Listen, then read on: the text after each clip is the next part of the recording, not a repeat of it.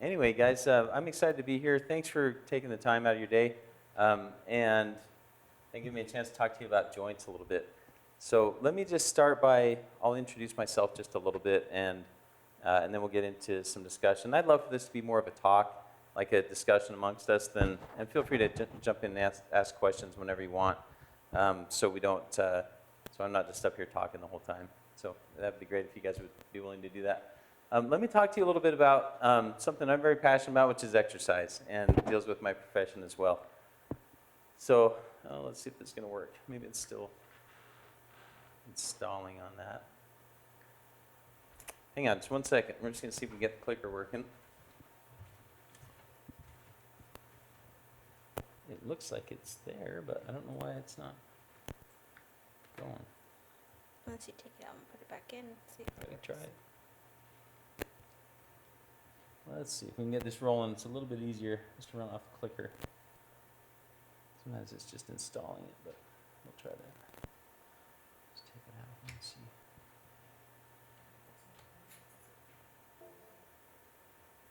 If not, you don't have your other one, do you? I have it upstairs. I can run and get it.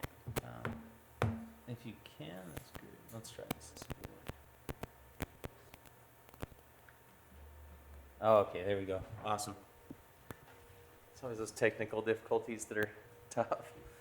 So, let's see. Let me just introduce myself just a little bit here. But my name's Rob, and I've worked here. I live in Cache Valley, but I've worked here for about 14 years in Brigham. I love the people here. It's a great place to work, and we used to have a clinic over there next to the lodge, or in the lodge next to Maddox there, and just recently we moved over to Brigham City Hospital, so I'll talk about that a little bit. But just a little about my background and where I'm coming from. But I went to Utah State over in Logan and graduated in 2000 with a degree in physical education, pre-physical therapy, and then went to the U of U for my master's in physical therapy and then my doctorate in 2008. So I have a lot of background in exercise. It's what again, working as a therapist, I get to help people with exercise all the time. So I hope to be able to share some things with you today and give you just a couple of tools that you can walk out of today with that you can use, this week or this weekend or something like that to get started on helping reducing joint stiffness, which is why we're here. So as I mentioned, I've been in practice for about 14 years. I work for, this is our clinic right here. You can see that right there, but in the bottom floor of this new building over at the hospital, it's a really nice big clinic. It's about 3 or 4 times the size of our clinic over at the lodge. We have lots of equipment, lots of great staff. We hope to only see you there for like a pass by to say hi, unless you're injured or something, and we can help you with that. But we hope to keep you healthy if possible. And I've also taught for Utah State, taught anatomy and physiology over there for about the past 11 years. And so I'm passionate about the human body. I love to talk to people about exercise, and like I said, I hope to give you a few things you can walk out of today and use. Our clinical setting is outpatient orthopedics, so we primarily deal with anything to do with the joints, anything from spine, feet, all the way from your head to your toes. We have patients that are in their 90s, and I have a patient that's 3 months old that has a stiff neck and is having a hard time turning their head properly. So a lot of variety, and I have to say it's a really fun job. It's fun to get to work with people, try and help them every day, and just teach them new things about their body and how to get better from injuries and improve their quality of life. So I'm going to throw this question out there to you guys. I know it's a huge audience here today, but what do you guys think causes joint stiffness? Okay, so very good. Lack of use was said. I like that a lot. Anything else? Yeah. I think aging has a lot to do with it. Okay, so aging can definitely affect it some. We're going to talk about that one. Anything else? What's that? Too much exercise. Okay, that's an interesting one. Sometimes too much exercise. That's a great point. Yeah. There's some people that work their joints too hard and they end up with problems. Inflammation? So inflammation can lead to stiffness? Absolutely. Maybe something we eat causes inflammation too. That there are dietary things that can contribute to it as well. Some of it's just your genes. There's some people that from the time they're a baby, they have super great flexibility, and other people can never touch their toes, and no matter how much you stretch them, they will never touch their toes, right, in a standing position. So let's talk about a few of those things. Those are great ideas. First off, I want to talk about injury.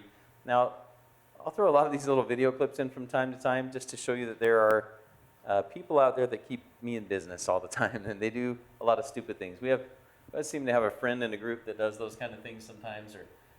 But here's an example of someone who's... Mention that down a notch. Whoops. Let me get the volume down here, guys. Let me don't blow your eardrums. Let's try that.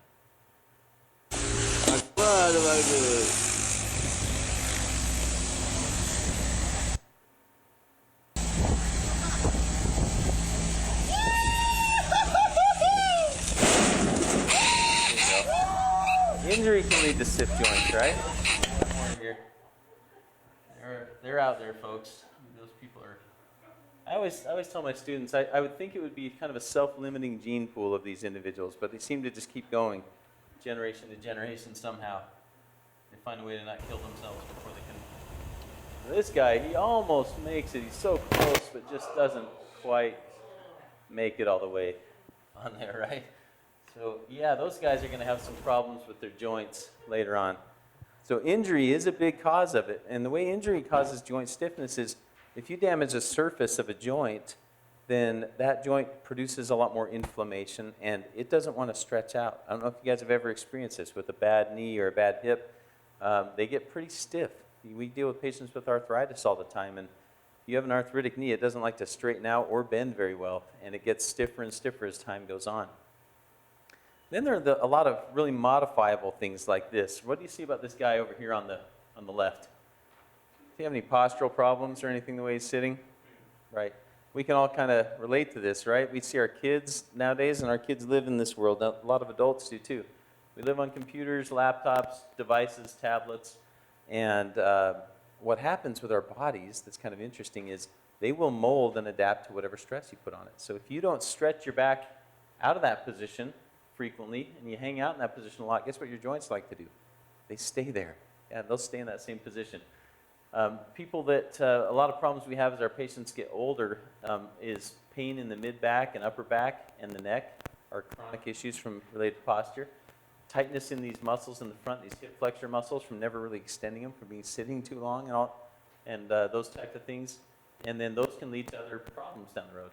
And then you got this guy on the right, every lady's dream, right? This is the couch potato here picture of immobility and use. Somebody mentioned something about how we use our joints, yeah. And our joints, like I said, if we don't stress them in different directions, if you never straighten your knees or if you never extend your back, your body's really efficient. And it says, you know what? If I don't need that motion, I'm just going to contract those tissues down, whether it's muscle tissue or joint tissue, and I'm not going to go there, and I'm not going to let that motion happen anymore. The other thing is if it's painful to go to that motion, a lot of people avoid it, and then we lose it. Age was brought up, right? Yeah. Age affects stiffness. Now, I threw this slide up because, and it is true, that as we age, our activity level changes, and that affects our joint stiffness. But also, these ladies are showing you here that, look at this one. I mean, how many of you could do that, right? That's pretty impressive. But can we combat that? The answer is yes. It just takes the right kind of stress. So we just need to, if we can do some of these proactive things that I'm going to talk to you about today, then we can help to combat some of the effects of aging. I love this lady standing on her head and do all kinds of stuff. I have no idea how old she is, but I'm guessing she's in her 80s or above. So what exercises are best for stiff joints? And as I thought about this and did some additional research and put some things together, these are the things that were most often represented in the articles that I read and looked at, as well as in my training. So we're going to talk about each one of these type of activities, and what I hope to do today is give you, I'm going to share with you many exercises. Now I know that if I give you a list of 30 or 40 exercises, you're going to walk out of here and do none, okay? That's just human nature. None of us have time to do that. What I'm going to ask you to do is to maybe take one or two things from today and apply them to your life. Something simple. Don't think I have to do everything that Rob said in that presentation, because there's no way you're going to be able to do it. Now, the other thing you can do is you can take, I've challenged the other group that I talked to this morning to take 2 of these exercises at a time, these stretches that we're going to go through, these range of motion ones, and try doing 2 of them a day. There's about 10 or 12 of them, something like that in there, and just pick 2 of them and do 2 of them a day, and make it simple. It takes an extra 2 minutes of your day, and I know we all have that. So in general, when we're talking about range of motion and flexibility exercises, they're usually done once to twice a day. Once is great, 2 times even better. It's a great way to cool down after exercise, doing some static stretching. So if you're into exercise, say you go to the gym, a great way to cool down, or you go out for a run, is to do some static stretching afterwards. Do some kind of lengthening. It's just a good way to get your body kind of cooled down from the activity. These are also great to do in the morning, and we call them our good morning and good night exercises. So if you pick 3 of these things and you go, you know what, I'm just going to do those before I get out of bed real quick, it's an easy time, and right before I go to sleep at night or something like that. You get them done quick, and it's a great way to get your body loosened up for the day. I don't know how you guys feel, but I know as the mornings go by, as the years go by, the mornings I'm a little stiffer. You know, I get out of bed, it's usually a little grunting associated with getting out of bed, and you kind of stretch out, and you just feel like, man, I'm just a little bit stiffer as time goes on. So that's a good way. Some of these are good morning exercises to get you going for the day. As a general rule with stretching, if you're trying to change tissue and actually make muscles longer than they are currently, you need to hold your stretch for about 30 seconds. Several publications have been put out, studies have been put out, where they actually compared groups and said, they looked at people who stretched for 10 seconds, for 15, for 30, for 45, a minute, and they found that the group that stretched for at least 30 seconds had significant changes in their muscle length versus groups that didn't stretch that long. So if you want to improve your length, I would encourage you to try and hold your stretch for about 30 seconds or more, if at all possible. Now, we aren't going to talk about dynamic stretching. That's a different thing. That's a great way to warm up for activity. It involves like some kicking movements, or you might be familiar with like high knees or butt kicks or those kind of things. We won't talk about that today, but just for keeping your joint range of motion, this is a good rule of thumb. And if you can do 2 sets, that's even better. 3 sets is great. So as I mentioned, try and get 2 to 4 of these to do each day, and just start incorporating them into your day. All right? Now, which exercises are best? That's the key question here. Now, I know in my job can get stressful. I'm sure that all of our jobs can get stressful sometimes. Stretching is a great way to relieve stress. If you are wound up and tight, then it tends to wear on you a little bit. So, and we tend to clench our muscles a lot when we're stressed out. Take a look at this guy. I think you can relate to him a little bit. I love this little video clip of this guy.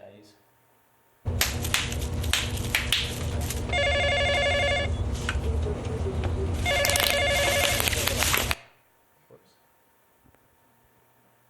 What did I do? Pause it? Okay. Just trying to turn the volume down a little bit. Let him do his thing here.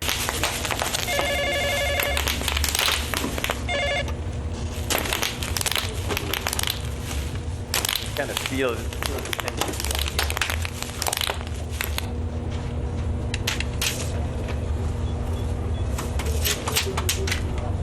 Build.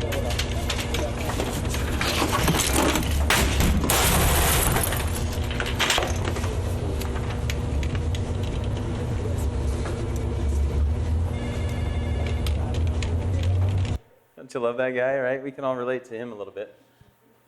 Mariana, would you just see if we can turn the volume down just a tiny bit on the computer? I think that'll help. That way the slides won't be so loud. Yeah, we don't need to see him again. Okay, so what are some things to start with? I'm just going to show you a few exercises. Maybe we'll do a couple of them that you can do sitting down here, right? I just want to see, just go with me on this, just humor me for a minute. Let's start with just some neck rotations, right? I want everyone to turn your head to the left as far as you can. Okay, so we see a little bit of limited motion, not bad, but pretty good. And then turn your head all the way to the right. So that's great. Now, if you want to stretch yourself out, you can simply just turn your head that far, and that's great. If you feel like, I'd like to add just a little bit more motion than that, then take your hand and just gently put on your chin and just easy out that direction, and then go the other direction for me. Now, I see a lot of people that have stiff necks in my practice. you should be able to, most of my patients that are in the 60s and above range, they can only turn their head about 30 to 45 degrees in each direction, many of them do. Your neck is actually made to turn all the way over to where your chin's almost right above your shoulder. So, so anyway, if you work on that, that's just a nice easy thing you can do in the morning to loosen the neck up. Let's try the side bending one here for a minute. Just tip your head to the side for me. I usually have people put their hands behind their back. It's just a nice way to lower your shoulder blades. Tip it to the side, and then tip it the other way. If you want to add to that, you can just take a hand and just really gently pull on this. We get some people that get so aggressive, they start cranking on their neck. You don't need to crank on your neck. Just gently pull it to the side. Nice lengthening stretch here along there. Now, of course, with any of these things, if you get sharp or increasing pain, just stop. Yeah, don't keep doing that. Consult with somebody. We don't want to cause any issues with this. These are just ways to keep your motion. You guys ever done this one, this prayer stretch? Actually feels really good. If you just get down on your hands and knees, sit back on your heels, and just slide your hands forward, it's a great way to loosen the back up. You can modify this if you can't. If your knees don't go that far, you can sit in a chair and just bend forward and reach your hands towards the floor to stretch your back. Lower trunk rotations, this is kind of one of those good morning exercises you can do on your back when you wake up. Let your knees go to one side, let your knees go to the other side. When was the last time you guys did this one? Raise your hands. Have you done this in the past month? Have any of you guys done this one? Really? When I talk to my patients that are anything over probably 40 or 50 years old, I say, when was the last time you laid on your stomach and just propped up on your elbows like you're watching TV? They go, I can't even remember the last time I did that. And so think about that. Your back is designed to be able to do that motion, but if you haven't done it for a long time, you'll lose it, like we mentioned. This is a great tool, and you can do these. You don't have to get on the ground to do these type of extensions. And I also want a disclaimer here. I don't want you to go home today and just start cranking your way up all the way up and arching your back if you haven't done anything. Start with just something simple, like laying on your stomach, prop yourself up on your elbows from time to time. If your back gets sore, then back off a little bit. And just see if you can ease your way up into that. Some people's backs cannot tolerate this positioning. So if you can't, that's okay. But if you can, this is a great way to not lose that mobility in your spine. It's also really good for discs in general. If you have a history of disc issues that are pretty stable, where you're not going to irritate them a whole lot, you can do some of these press-ups and whatnot. These are another one of the good morning exercises. You can just pull your knee up to your chest on each side. If you want to save some time, pull both knees up at the same time. And it helps to loosen up your back a little bit. And a piriformis stretch. This is a muscle. Piriformis is just a muscle that lies right in your bum. And when it gets tight, it makes your back sore. It makes things kind of achy and irritated in your back. So that's a great one to do as well. How many of you guys have ever used a foam roller? You ever thought this thing was a torturous device that someone invented? That if you get a firm foam roller, it takes a little getting used to. If you go and plunk down on it and start doing what this young lady's doing, it's a great way to mobilize your spine and get us out of this, how we kind of live in this world here. The foam roller is a great way to stretch and open up that back and get it more mobile going the other direction, but it can be a little bit aggressive. So if you can't start with it that aggressive, just start with your bum on the ground and just gently roll up and down on it. You can buy these things online. It's a 6-inch by 36-inch foam roll for probably $20 or so on Amazon, or you can go to sporting goods stores and get them. I usually recommend a medium to firm density one. I also really like this stretch, where you lay on the foam roller all the way from your bum to the back of your head, and just let your arms flop off to the side. Hang out like that for 3 or 4 minutes. People love that stretch. It usually feels really good, because again, when we live in this world here, these muscles get really tight in the front, and so this is a great way to stretch those out and elongate those muscles. Another great stretch for upper body is just to find a doorway or a corner, arms up on the wall, just step through and lean into it like this, and again, stretch out those front muscles. And then this is just a good one to keep your shoulder functioning properly. Especially if you've lost the ability to get your arm behind your back here, which some people do, they start to get stiff in their shoulders and they can't get their arm back here to tuck their shirt in or get their wallet out of their pocket. This one helps to loosen up the joint in a way that helps to assist with that motion. Boy, this is one of our patients that was getting a little crazy with his stretching. I'll see what you think about this guy. Tell me if you think this is a good stretch or not here.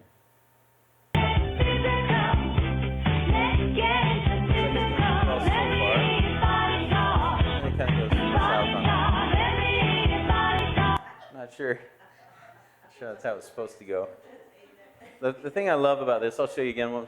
Watch this trainer guy over here. He's supposed to be kind of keeping an eye on him. Watch this one more time. He's just up here talking to people or whatever. He doesn't have to know what's going on over here. Okay. Don't let that be you. The way you should stretch your hamstrings, I swear if I did that, I always watch that video and go, I think I would rip the hamstrings off the bones if I did that one myself. But a nice lower body stretch to do just on a regular basis is to do a quad stretch. Just put your hand on a chair, bring your leg up here, heel to your bum if you can, and then slowly bring your knee back while keeping your stomach tight. Just a nice lengthening stretch for these quads. Our patients, as we age, what we see a lot of is they get flexible in their hamstrings, and you go, well, why are people, especially that are out of shape, flexible in their hamstrings? I'll tell you why, because they bend over like this to do stuff. They keep their legs straight and they bend over and they weed and garden and do whatever else. Guess where they're really tight? In their quads. We see that a lot. And then that causes their back to be in an arched position and gives them arthritis problems in their back. So keeping a healthy length of your quad is a really important thing. If your hamstrings are tight, they can also make your back hurt. So if your hamstrings stop right here, your back has to make up the difference to get to the ground, and it will be really hard on the discs in your back. We see tight hamstrings very traditionally with our back pain patients. So keeping healthy quad and hamstring length is critical. Hamstrings are super easy to stretch. You buy one of these little stretch straps, you use a long towel.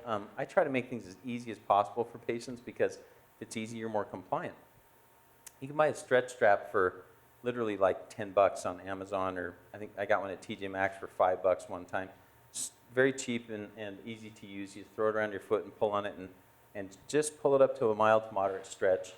Be careful on this one if you have a sciatic nerve issues or you've had problems with nerve shooting pain down your leg. Be a little bit cautious with that. Do it with a bent knee a little bit more than a straight knee. You can also stick your leg up on the door jamb right here with this leg going through the door and get a nice easy stretch that way. Back supported, it's a great way to go. I know I shared with the other group that my 6th or 7th grade PE teacher, he told us the best way to stretch your hamstrings is stick them out on the bench and lean forward, right? We've done that a lot of times. I don't love that one because your back's not supported and also your leg is hanging out there contracting, your hamstring's contracting while you're trying to lengthen it, which is trying to do two opposite things. Just a good healthy calf length will help prevent plantar fasciitis and Achilles tendonitis problems. So doing a simple calf stretch, there's a lot of varieties of this, but getting a little slant board, 30-degree slant board is an awesome way to go, or just simply finding a wall and just leaning against it there. And then your hip flexor muscle group. This is just one adaptation of this stretch, but you can just kneel next to something and just keep your stomach tight and lean forward and get a stretch on the front of your hip. We see that muscle getting very tight as people age, mostly because we sit so much. We sit like this, and that muscle doesn't ever get lengthened out. So the way it lengthens out is it makes our back arch like this, and it causes us problems with our back. Okay, so when I say aerobic endurance exercises, what do you guys think of? What things do you think of with that? Running, good. Great example. Is running the only option you have? Great, yeah, swimming's awesome. Anything else? Anything like 25 minutes or so, like you're just moving. Good. So he said anything that's sustained, like a sustained activity, 25 minutes or more is just a good general guideline, right? Aerobic and endurance exercise. Let's talk about that for just a minute. So with stiff joints or aging joints or wearing joints, one of the best things you can do is find an exercise that is low in impact. And these are good examples of that. Now, that does not mean you can't run. I shared with this morning, I have a neighbor, he lives down the road from me, in his mid to late 70s. He's run over 50 marathons in his life. He's done the LA Marathon for 30 years in a row, had a hip replacement finally this year, and he's run the LA Marathon again. And the rest of his joints are in great shape. You know, he did have one worn out hip, not necessarily related to running, but his knees are in great shape, his body's in great shape, and he's got good mobility in his joints. So there are benefits, definite benefits to staying active and keeping this aerobic exercise up. Now, I've oftentimes heard the myth or heard people say, well, running is going to give you arthritis. Have you guys heard people say that?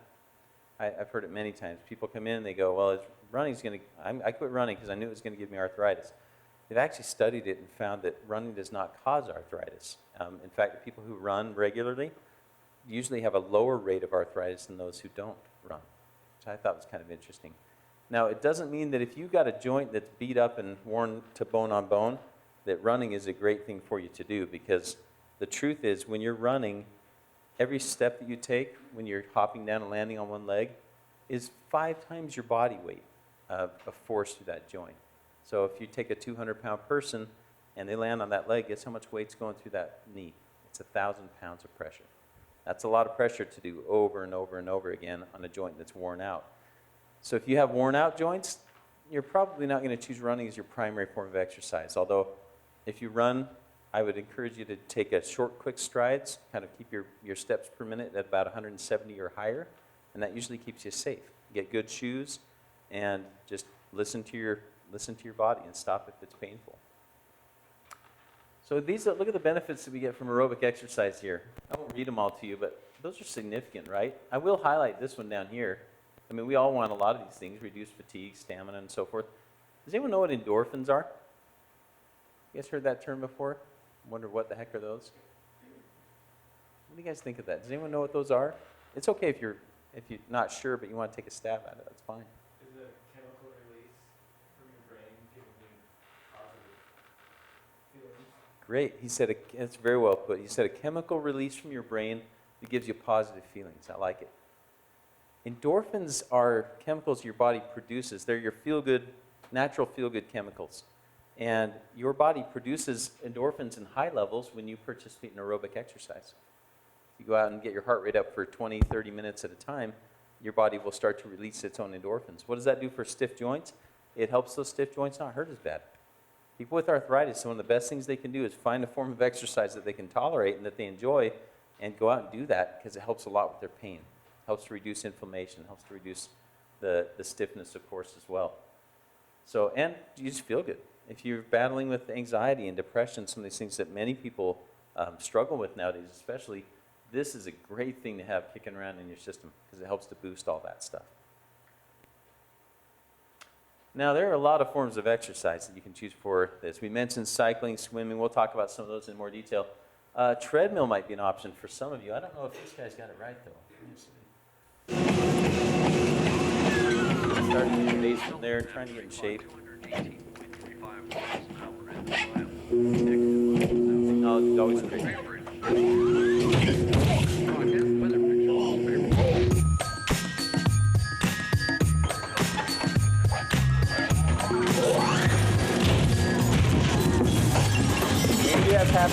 It hits a sweet spot.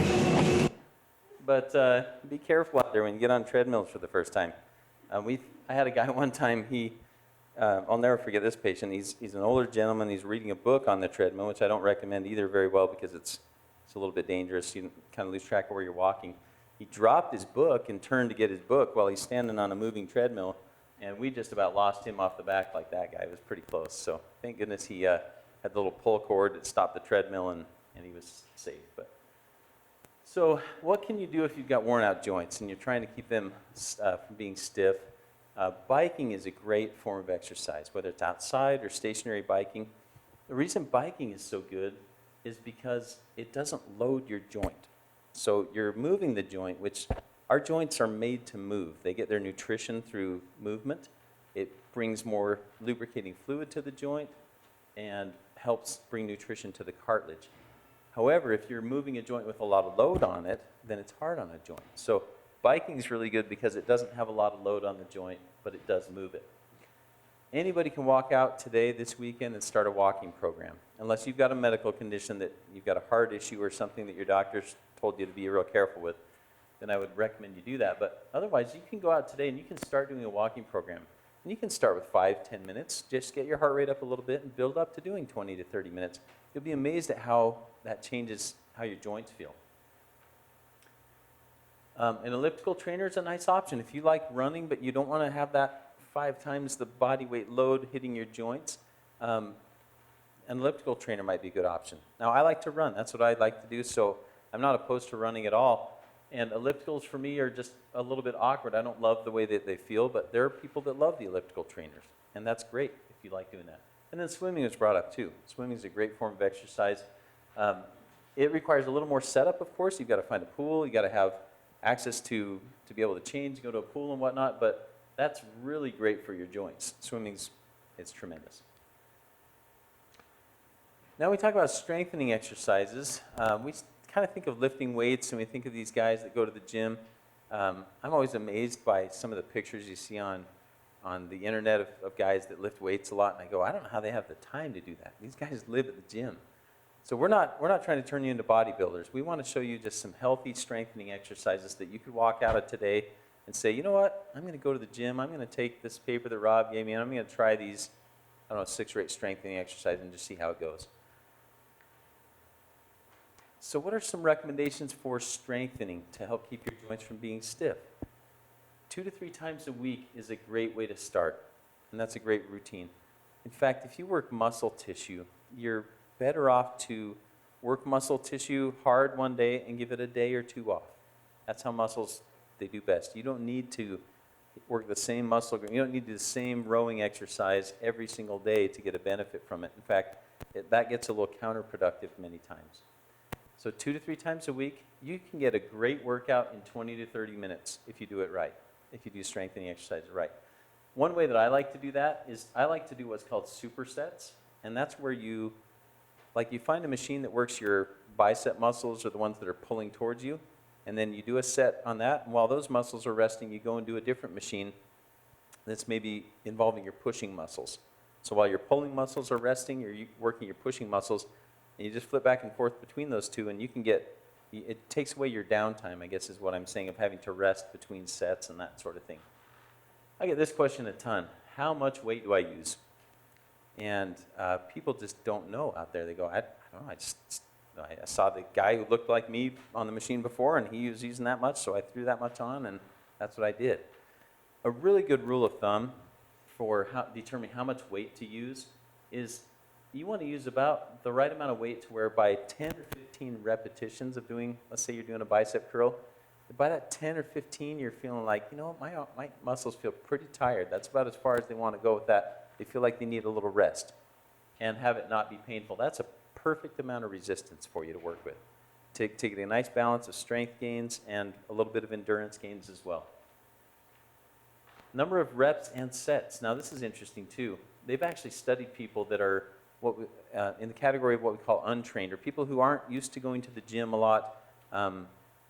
They've found that those people with one set of doing this 10 to 15 rep max get as much benefit as people who do 2 to 3 sets.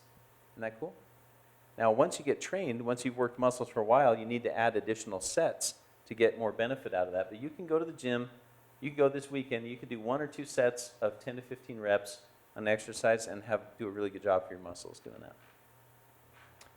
So as you get more experience, you do need to add more, like 2 or 3 sets of 10 or 15 reps. And then what kind of exercises are good?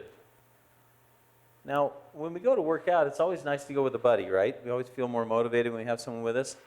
I'm not sure I would have chose this one for my buddy. I'm not sure what they're doing here. But, whoa, let's No, that's it. Raz, dwa, three. kind of exercise here. All right.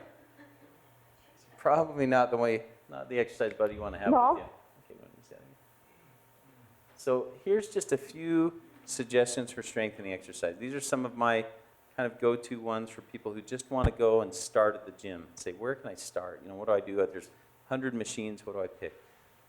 Doing some kind of a rowing exercise. Now, this is just showing with TheraBands, but you could do it with a machine that you pull back towards you, squeezing your shoulder blades back. It's a great way to start. This lat pull-down machine is another nice one that involves, I like these ones because you get a lot of bang for your buck. You get multiple muscles involved in the same exercise.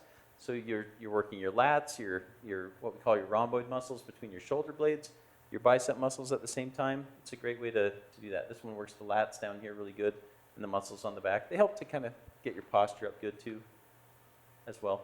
Just a simple bicep curl, alternating weights, or you can do them together if you want. are great. I'm not going to say many of us are ready to jump down on the floor and start pounding out a lot of push-ups. A great way to start is to do either a chest press machine, get some dumbbells and do some bench press type of things with some light dumbbells, or just find a countertop anywhere in your house, lean against the countertop, keep your stomach muscles tight so you're standing straight like this guy, or do a wall or countertop and just start doing some push-ups on the wall or countertop. This is a great way to start building those muscles up and then progressing down to the floor on your knees and then maybe to a full push-up. This is one of my favorite exercises because here, what I see a lot with people is there's a progression of difficulty of getting out of a chair that happens to us as we age. And you'll see it if you're around people, maybe your parents are aging or something like that, and you can, or maybe you felt a little bit in yourself as time goes on. I've noticed that it starts with just a grunt type of thing. You go from being able to just pop out of a chair to like, you let out some kind of a little grunt for some reason when you start getting out, and then pretty soon you can't get out of a chair unless you've got arms on it, or without really getting some momentum and then shooting up that way. And I have a lot of people who just cannot get out of a chair without help, without doing 2 or 3 tries or really grabbing onto something. They reach for someone's arm and pull me up out of the chair, which is sad. So they always say, well, how can I improve that? Easiest way to do that is set up a chair behind you. I tell people to either keep a chair in front here for balance or just put your arms out and just sit down like you're going to sit in the chair. And then I say, it's just like you changed your mind at the last minute and you went back up. Now, if you go down and it's hurting your knees a lot, you just don't go as far. Just lighten the motion up and change that a little bit. But that's a great progression just to keep the muscles associated with sitting and standing up in good shape. Touch your bum to the chair and shoot back up. This is a classic one, just a toe raise exercise. And then you can also grab an O-band at any sporting goods store or online and just keep your hips strong. Our hips get weak. We do a lot of stuff that's just forward this way, and we neglect our hips, and then we have a lot of problems with our back and our core getting weak and things because our hips are weak. That leads us to this one. This is kind of one of those terms you hear thrown around a lot. What do you guys think of when you hear the term core strength? Okay, sit-ups or crunches. What are we even talking about with core? Like, do we have some solid chamber inside of us somewhere that we're strengthening? Yeah, hopefully. We're talking about, I'm watching my core grow every year, it seems like. My core just grows this way for some reason. I'd like to say that's because of strengthening, but it seems to be not, that be the case. So core strengthening, we're talking about abdominal muscles, low back muscles, even your diaphragm on top, your pelvic floor on the bottom. That's what makes up your core. Why is it important to have good core strength? What do you guys think? Why? I mean, you throw whatever out there. There's no wrong answers here. Why do you think it's important for someone to have good core strength? Yeah. I think for posture, and I also think it's easier to find your legs and things. If you're strong here, it's not on your knees. Good. I like that a lot. She said, good for posture and good for it helps the other areas of it. It helps take some strain off the legs and the lower body. Any other thoughts? That's great. If you want to, I don't know if any of you have experienced back pain, chronic back pain, but it is no fun, back or neck pain. And it is so much easier to prevent than it is to treat. Once you've messed up your back, it is a long road, I will attest to you. And it's hard to get that back to feel good again and to not be, and it affects every aspect of your life if you really mess up your back. Keeping a good strong core and good flexibility will absolutely help you prevent back injuries. Doesn't mean that it will, I would never say it would completely keep you from having a back injury, but will it help reduce the incidence of that? Absolutely. And there are many things that have been published, many studies that would support that. So core strengthening, right? How could you start core strengthening this weekend or tonight if you wanted to? Let me just give you a couple things you could try to start with. You could lay down on the ground on a yoga mat or on your bed and do a simple bridge exercise. Bend your knees, lift your bum up off the bed or off the ground, and hold it for about 3 seconds or so. Repeat that 10 or 15 times, and just start there. Try that. It's a great core exercise. You can get into stuff like this dying bug exercise, and that one throws a lot of, they have weird names for exercises, right? When I first heard that, I was like, dead bug, what are we teaching people here? But it does kind of look like a bug dying on its back, I guess, like a cockroach or something, so they called it the dead bug. The dead bug exercise is where you can either start with your knees, your feet on the ground, which is a good way to start, or if you feel like, yeah, I'm pretty strong in my core, you could bring your knees up like this, arms up, and then as you extend your left leg, and you'd bring your opposite arm up at that point, keeping your stomach muscles tight. If you're letting your back arch while you're doing this, you're not doing yourself any good. You hold your stomach tight, don't let your back arch, kick a leg out. If the arm thing throws you off, just do your legs, or start with your feet down on the ground and just march your knees up and alternate that. That's a great way to start. That's what we call a level 1, and then progress to this. Oh, planks, right? We've all heard of these planks. Some people have plank contests and whatnot. I don't know how many of you guys have planked before, but planking is hard, okay? It's not an easy thing. You don't just jump down and start cranking out a 5-minute long plank on your elbows unless you're Superman. So planks are a great way to start to build core strength, but a good way to begin those is just from your knees on your elbows. Just get in that position on your knees and elbows and try not to let your back sag, and just hold that try and hold it for 20 to 30 seconds if you can. If you can't hold it that long, hold it for 10 seconds and start there and build up to it. A side plank, I expect all of you just to be able to jump down and do this one right here. Real easy, right? No problem at all. That is a tough exercise. I assure you, if you tried to do that and hold that for any amount of time, you're going to be sweating. It's going to be really hard. So a good way to start a side plank is just from your knees. Get them in line with your body. Get strong in your elbow. Just hand here on your hips and lift up. And practice holding that. It's a great way to work in the side aspects of your core muscles. All right, some of you guys are going to like this next slide, because other activities that are good for keeping your stiffness down, golf, right? So for those of you golfers out there trying to justify to your wives why you golf, you can say, well, Malan was presenting and he said golf's good. I don't golf, so I don't know much about golf other than I work with a lot of people that golf. The thing I like about golfing is this. Golfing, I have many patients who are well into their 80s and even their 90s who go golfing every day, literally almost every day of the week. And what I like about golf is that it gets them out, it gets them walking around, it gets them swinging a club. Socially, it's a good thing for them. And I'm not saying you have to golf or that you need to incorporate this, but I'm just saying it's a sport that it's the concept I'm trying to get across is that find something you enjoy doing that gets you active and keeps you moving and that lets you socialize with people, because that's a very, very therapeutic thing and a good thing for keeping your joints from getting stiff. Now, when you go golfing, though, be sure you're a little bit careful with who you go with. Sometimes things can go a little crazy. You can't get through there. No, I can do this. Just chip out. No, I can get through there. Just chip it out. No, I can get through there, watch. Okay.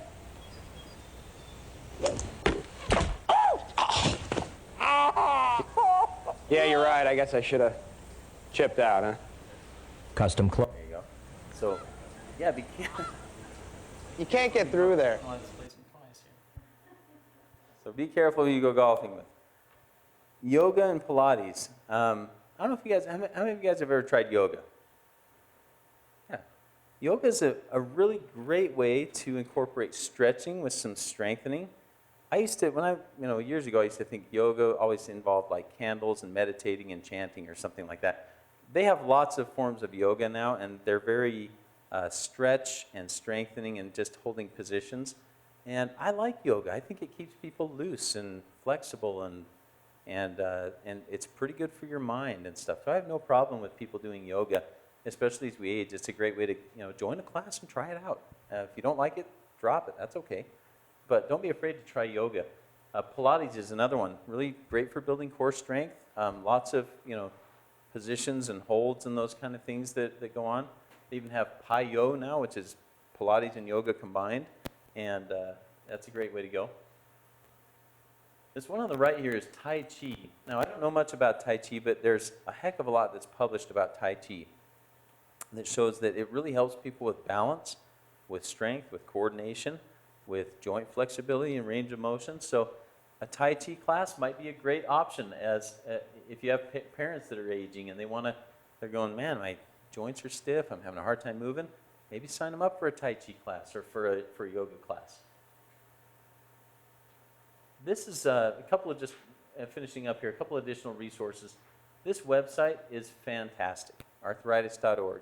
Even if you don't have arthritis, if you just want resources on some things that are just good information for you to, and there's all kinds of videos. If you go to that website along the left side, there's tons of resources, video clips of how to do exercises, suggestions for what to do.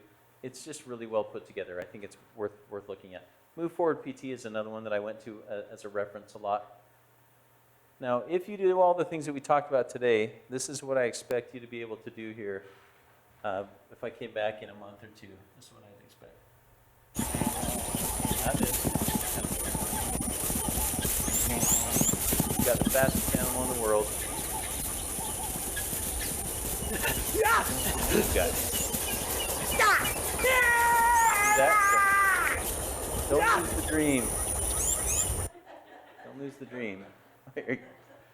All right. So that's what I had to talk to you about today as far as that goes. I would love to answer any questions that you have, anything that I can help you out with. So please feel free to, I've got time and happy to answer any questions. Do you guys have anything that you've thought of during this presentation or that you just kind of wondered about with regards to exercise and joints? Yeah. Popping joints, is that a lot of things both ways? Sure. So his question was, what about popping joints, right? I have a son who loves to just pop his knuckles all the time. Let me tell you I'll give you my opinion on that and then also what there's evidence for. There's really no evidence that says that popping your joints will cause arthritis. However, I'm a little bit leery about repeatedly popping joints a lot because it can cause your joints to be a little bit inflamed and irritated. Same thing with your neck. I know my experience with this is, I had a period of time where I felt like I always was popping my neck, many times a day, 5 to 10 times a day at least, even probably every couple hours I'd pop my neck, and it felt better after it popped, and then it got stiff again, I felt like I had to pop it. I did an experiment, and I said, I'm on purpose not going to pop my neck for about 3 to 4 weeks and just see what happens. And now I rarely, if ever, have to pop my neck. So popping joints is not necessarily bad unless it's done in excess. If you occasionally pop your neck or pop your back, I don't see any problem with it. Sometimes it's actually quite relieving. If it's painful when you do it, I'd be leery of it. If it's causing your knuckles to start to swell and become irritated, then I would steer people away from it. I think there was a wives' tale that moms used to always tell their kids, you're going to get arthritis if you do that, but it's mostly because they were annoyed with it and they just didn't want them doing it anymore. There's not a whole lot of saying that it's bad, and there's not, and it's actually kind of relieving to a joint that's a little bit stiff, but I find we do it too much sometimes. That's my opinion. Great question, yeah. Any others? Any other thoughts you guys have had as we talked about this stuff, or anything you wondered about? Yeah. I've been riding my exercise bike for the last couple months, and maybe 20 minutes in the morning, Uh-huh. and I've noticed swelling in my lower calf and stuff. Is that, I don't know why. Yeah. So Kind of happened with that, so I don't know if that inflammation will go away as I continue, or. So I would ask this, the question is, she's been riding her bike in the mornings, 20 minutes or so, and she's noticed that her calves are starting to swell up a little bit.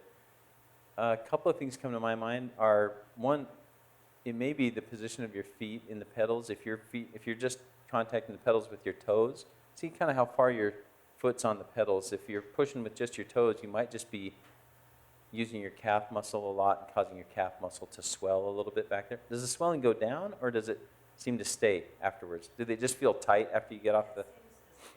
Okay. That's a little bit of an unusual thing. If you notice swelling that's going, like if you press on your shin and it leaves 2 dents, after you pull your fingers away, you see 2 fingerprints there on your shin bone, then it might be a more systemic thing where you're getting swelling from perhaps a salt imbalance, a kidney issue, or even a heart issue. So if it's just because of the biking, I would try the pedal. Just make sure your foot is all the way on the pedal, not just on your toes, and just see if it's Because if you pedal with just your toes, your calves will swell up because of the extra load you're putting on them. But if not, if it's swelling and and you feel like your whole leg is swelling and you can get that edema, what we call it, where you push into your shin and it's doing that, then I would talk with the doc and just see if your doc has any suggestions. Might be that might be they need to look elsewhere. All right. Okay, guys, I'll hang out for a little while and be happy to answer any questions that you have. You guys have been great. Thanks for humoring me with all my silly video clips and things like that. But and feel free to contact us anytime. This is where our clinic's at. It's right at the Brigham City Hospital, as we showed you earlier. That's our phone number. It's in your handout. You're welcome to call and chat with me, or if you need to get in and get something looked at, we can give you some good references, somewhere to go and whatnot, and how to get that ball rolling. We also have a clinic in Tremont, and for those of you that live up that way, where we have a very good therapist up there as well. So, okay, thanks. I'll hang out for a little bit if you have any questions. Okay, appreciate it, guys. Thank you.